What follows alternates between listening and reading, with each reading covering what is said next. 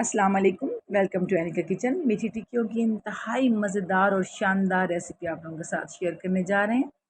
Ingredients आप लोग note करें। 2 कप हमने लिया है मैदा। उसको मैर करने के बाद हमने तकरीबन 4 टेबल स्पून इसमें घी शामिल किया। आप चाहें तो देसी घी भी शामिल कर सकते हैं, चाहें तो पिघला हुआ मक्खन भी इसमें इस्तेमाल कर सकते हैं। तकरीबन 3 टेबल स्पून जो है इसमें कोकोनट पाउडर है। कोकोनट को क्रश कर लिया हमने। 1 पिंच नमक और 1 पिंच इसके अंदर बेकिंग पाउडर है। तकरीबन 3 इलायचियों के बीज जो हैं वो हमने निकाल के इसके अंदर शामिल कर दिए हैं।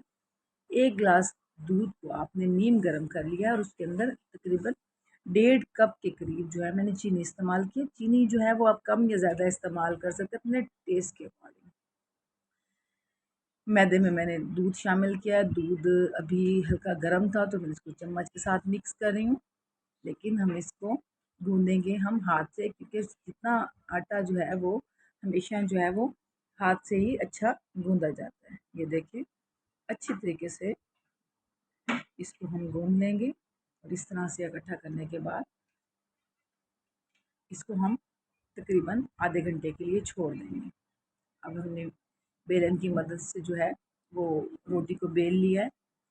जितनी जगह आपके पास स्पेस हो आप एक ही वक्त में भी सारे बना सकते हैं। उसको अच्छी तरीके से आपने ना बहुत ज़्यादा पतला इसको बेलना है ना बहुत ज़्यादा मोटा। ये देखिए इस तरह से।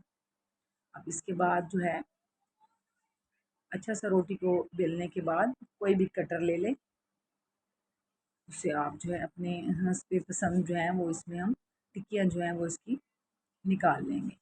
इस तरह से एक ही वक्त में काफ़ी सारे बहुत सारे जो हैं वो आप बना सकते हैं।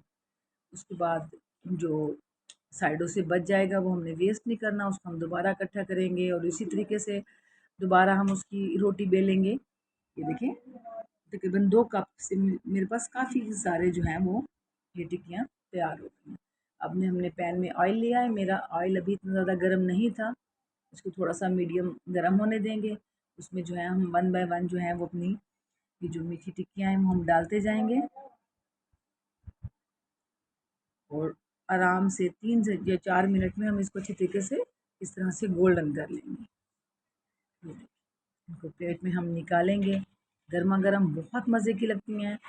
ये ठंडी भी अच्छी लगती हैं। अगर आप चाहें तो इसको ओवन में जब खाने लगे गर्म करें, काफ़ी अर्से तक के लिए स्टोर की जा सकती हैं। बच्चों के लिए बहुत हेल्दी हैं, छोटे बच्चे भी बहुत शौक से खाते हैं। मेरे बच्चे जब छोटे होते थे तो मैं ये बना के उनको साथ जो है वो दे दिया करती थी, बड़े शौक से खाते थे। आप लोग रेसिपी ज़रूर ट्राई कीजिएगा, अपनी दुआओं में याद रखिएगा, फीडबैक ज़रूर दिया कीजिए। अल्लाह